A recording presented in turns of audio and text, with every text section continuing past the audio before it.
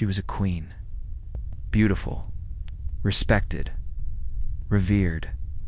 But the child she brought into the world was something else. Born twisted, feared. Hidden, they whispered it was a punishment. A curse.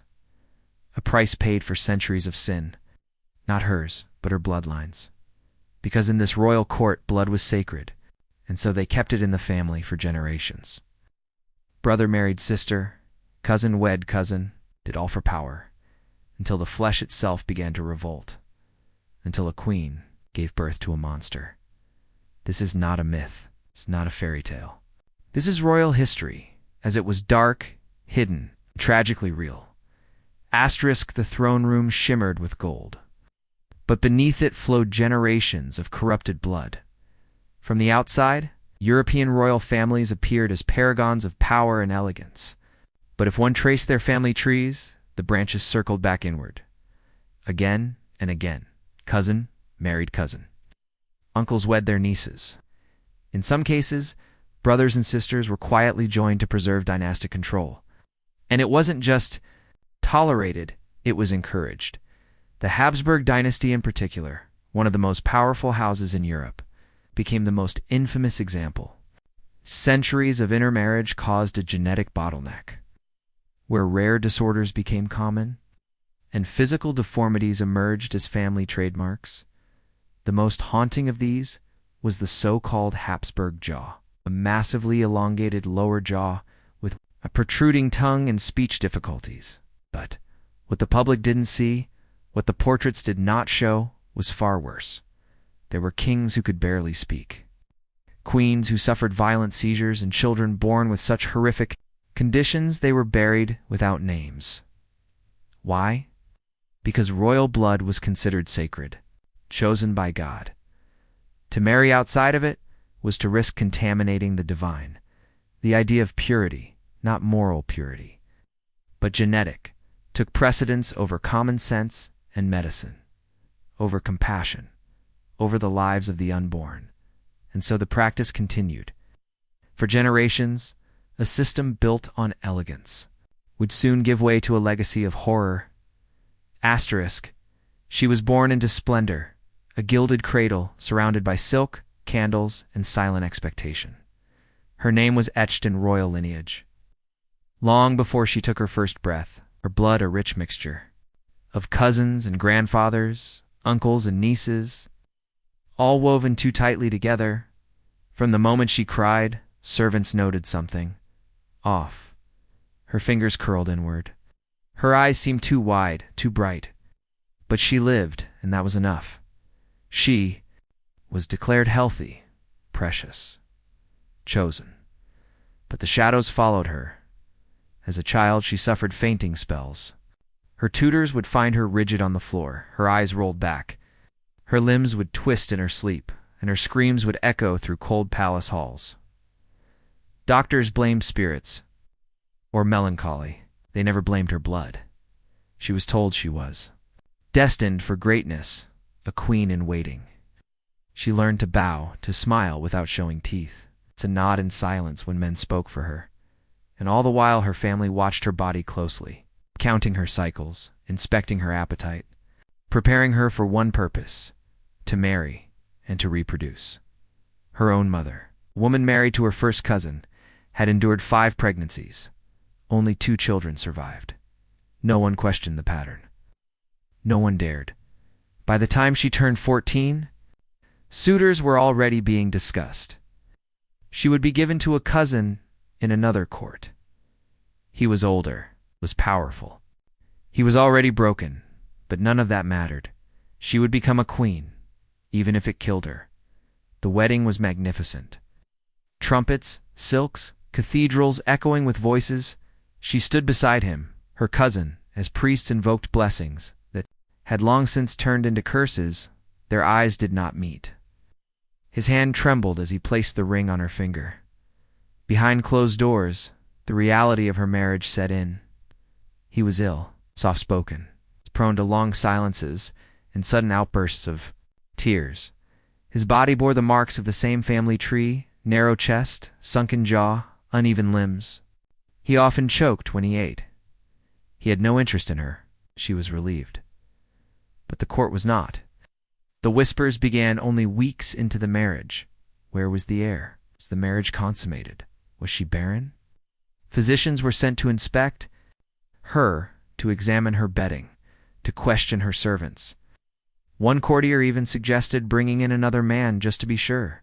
She smiled through it all. She had learned by now that royalty was theater, power was illusion. Her husband grew more reclusive. Eventually, he refused to speak in public. She began attending court functions alone, bearing the weight of both crown and expectation. Behind her smiles, quiet dread bloomed, because she knew what came next. The kingdom needed an heir, and she would be forced to give them one, even if the cost was unbearable. The announcement came with forced celebration. Bells rang. Flowers scattered. A royal heir had been conceived, but behind the fanfare the queen lay trembling. The pregnancy was brutal. Her body ached in unnatural ways. Her stomach swelled too quickly. Her legs swelled too much. Servants whispered in the corridors that the queen looked haunted, as if something inside her was fighting to escape.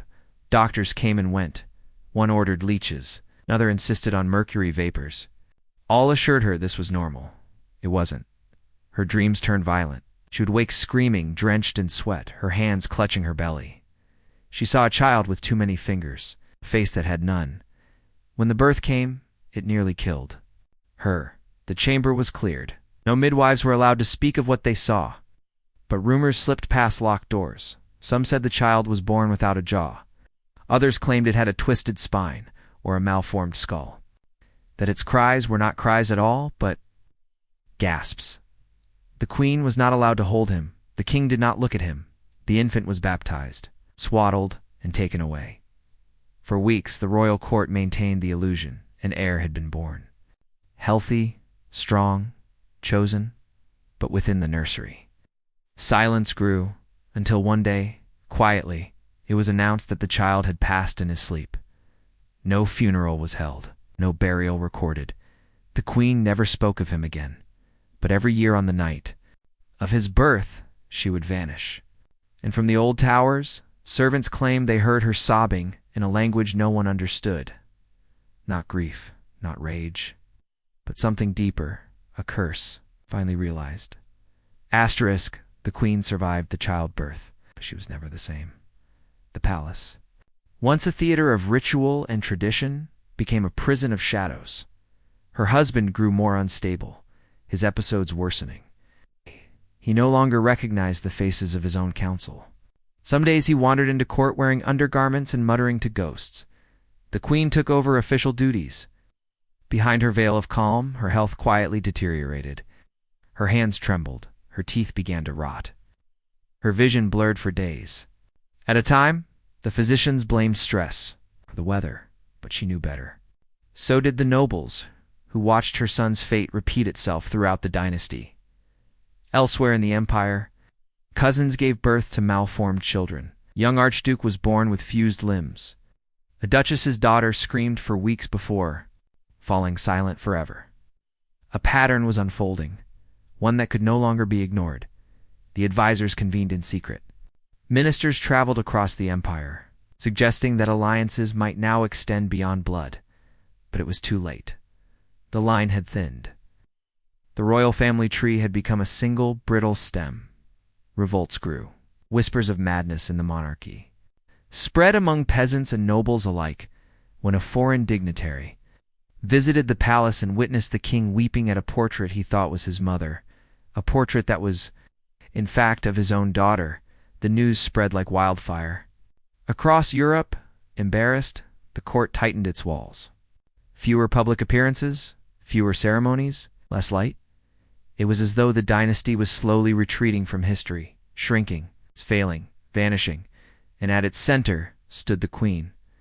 Alone, her womb once hailed as sacred, now condemned as cursed, her silence, once seen as dignity, now read as doom. Time had finally overtaken the queen.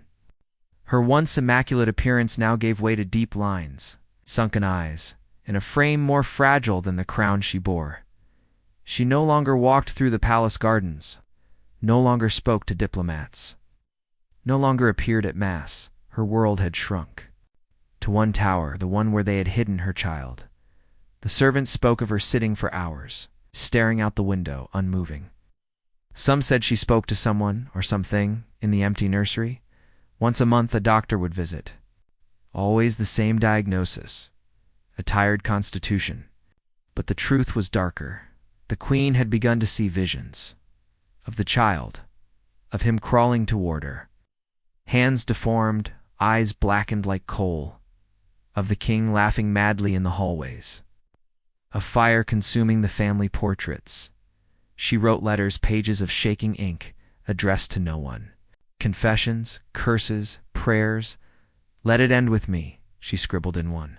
"Let it die here." Her death was never officially declared. One day, the bells simply rang. The public was told she had passed peacefully in her sleep, but whispers from the servants hinted otherwise. Some claimed her body had been discovered hunched over the cradle that had held her child, cradling nothing. Others said her lips were moving when they found her, whispering a name no one had heard before, a name that did not belong to anyone in the royal lineage. There was no public funeral, no procession. The dynasty had lost its final symbol of stability, and as quickly as she had come into power, she faded into myth. But beneath the castle, in its deepest crypt, her name remains, carved into stone, with no title, no dates, just one word: Mother. The queen was gone, but her legacy remained, stitched into the walls of the crumbling palace and whispered through the halls like a ghost. Her surviving relatives, few and scattered, lived lives steeped in silence. Some were locked away in distant villas, others faded into obscurity, too disfigured or mentally shattered to appear in public. One cousin reportedly believed himself to be made of glass and refused to be touched. Another, a young prince with noble title but no claim, was found drowned in a fountain, clutching a doll made from bones and twine. The public, once enamored with royal pageantry, turned cold. What had once been divine was now diseased. What had once inspired awe now evoked disgust. The dynasty had become a warning. A tale told in taverns and whispered in nursery rhymes. Beware the blood too thick to breathe, where children cry and mothers grieve. Locked in halls where monsters breed, the crown shall fall from poisoned seed. The nobility tried to erase it. Portraits were destroyed, records rewritten, names scratched from marble. But history clung to the truth like wrought-to-wood scholars. In future centuries, would study the family's genealogy like a puzzle of horror, mapping how cousin begat cousin, uncle begat niece, till the tree circled back into itself. Geneticists in the modern era would confirm it. The royal house had bred its own demise. But for the people who lived beneath their rule, it was not science. It was suffering. Entire provinces bore the scars of royal madness. Sudden decrees, brutal executions, random famine due to royal delusions. One king, the queen's grandson, ordered an entire village burned because he believed they had stolen his dreams. And so the once great lineage, forged in glory, collapsed in madness, not with war, not with revolution, but with the slow, aching decay of blood that had nowhere left to go. In the centuries to come, tourists would visit the ruins of the palace. They would take photographs beside broken statues and moss-covered gates. But few would know what truly happened there. Few would remember the woman who bore it all in silence. The queen who gave birth to a monster. Asterisk, the old castle still stood, its stones warped by time, its spires bent like crooked fingers scratching at the sky. Locals called it the Broken Crown. No tour guides, no brochures. Only warnings. The royal bloodline had long vanished from public record. Their names scrubbed from history books, their portraits removed from every national gallery. But the servants remembered. Their descendants told stories. They said the queen's child had not died, but had been sealed alive beneath the palace in a hidden room, and its cries were sometimes still heard when the wind was right. Urban legend. Perhaps, but explorers who trespassed never stayed long. Some reported mirrors cracking. Others said their cameras stopped working near the nursery. 1 man, a historian researching dynastic inbreeding, returned visibly shaken and never spoke again. The kingdom itself? Now a republic, but its people still walked with the weight of something unspoken, a shared shame, inherited like a sickness. The National Archives contain gaps, entire years unaccounted for, pages blacked out. Scholars debate whether this was censorship or superstition, but buried beneath it all, beneath stone soil, in silence lies the story of a woman who tried to bear the weight, centuries of sin, the story of a child who was never allowed to be seen, and the story of a bloodline that died not with a sword, but with a whisper in the shadows of time. They are called many things: the mad royals, the vanished house, the cursed line. But here in this quiet space, we call them what they truly were: the forgotten flesh. Asterisk in a sleek lab half a world away. From the rotting bones of the past, modern scientists began to ask the same questions that haunted that forgotten royal line. What exactly went wrong? Geneticists, using archived blood samples preserved in old royal medical records, ran tests that revealed a startling truth. The child's condition was not a random mutation. It was the result of centuries of inbreeding so extreme. The genetic diversity within the family was equivalent to that of sibling offspring. The child born to the queen had multiple congenital disorders, skeletal deformities, neurodevelopmental syndromes, and severe immune deficiencies. It would have never stood a chance.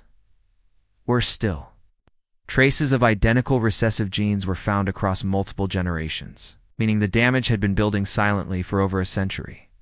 In a journal article titled "Royal Blood, Broken Bones," one researcher wrote, "This was not merely the collapse of a family. It was the slow suicide of a dynasty." Royal portraits, long admired for their exaggerated features, the prominent jaw, the wide-set eyes, the distinct noses, were re-examined. What had once been called regal was now diagnosed: mandibular prognathism, hypertelorism, congenital, PTOSIS, and the madness. Not superstition, not divine punishment, but metabolic disorders and untreated epilepsy, combined with a cultural refusal to marry outside one's own blood. The monster was not just the child. The monster was the system that demanded that child be born. It was the crown itself. Asterisk. We like to think the past stays buried, that what came before can be sealed away behind stone walls, forgotten in musty books. But history, especially the darkest kind, modern descendants relive. Modern descendants of the dynasty, distant, diluted, quietly living under changed names, still bear traces of the same features. Some suffer unexplained ailments. Others visit ruins they're not supposed to know about. In museums, portraits once lost reappear in private collections. Eyes scratched out, names faded, but the blood unmistakable. Writers turn these legacies into ghost stories. Directors reimagine them as gothic horror. But the truth always slips through. You can fictionalize a curse, but you cannot unwrite it. The Queen's story, once censored, now circulates in academic circles, dark documentaries, and late-night forums. But the child, still no official record. No grave, no name, and yet still remembered, in whispers, in ruins, in faces that resemble too closely the paintings that hang in forgotten corridors. This story is not about royalty, it's about rot. A decay that begins not in the body, but in belief, in the idea that blood must remain pure at any cost. Because when we try to make gods out of humans, we often create monsters instead. Thank you for watching The Forgotten Flesh. If you found yourself haunted by this history, remember, the past does not sleep, and neither do we.